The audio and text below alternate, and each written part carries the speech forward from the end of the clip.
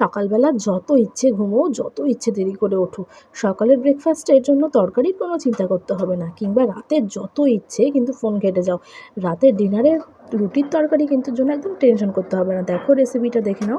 ঝটপট দেখো, কড়াইতে কিছুটা তেল দিয়ে দিয়েছি, তার মধ্যে কিন্তু টমেটো আর কাঁচা লঙ্কা পেস্টটাও দিয়ে দিয়েছি। ও অবশ্যই দই সঙ্গে কিন্তু দইয়েরও পেস্ট দিয়ে দিয়েছি। এবার খুব ভালো করে নাড়াচাড়া করে নিচ্ছি নুন আর স্বাদ মতো চিনি দিয়ে। আগেই আমি প্রেশার কুকারে কিন্তু 4টে আলু সেদ্ধ করে নিয়েছিলাম। আর দেখো এই পেস্টটা ভালো করে কষিয়ে গেলে দিয়ে দিলাম 2 চামচ ছাতু, পরিমাণ মতো হলুদ গুঁড়ো দিয়ে ভালো করে নাড়াচাড়া করে নিলাম। আর দিয়ে দিলাম কিন্তু মাঝখানে কষানোর সময় যখন তেল ছেড়ে যাবে দিয়ে দিলাম কিন্তু কিছুটা মটরশুঁটি।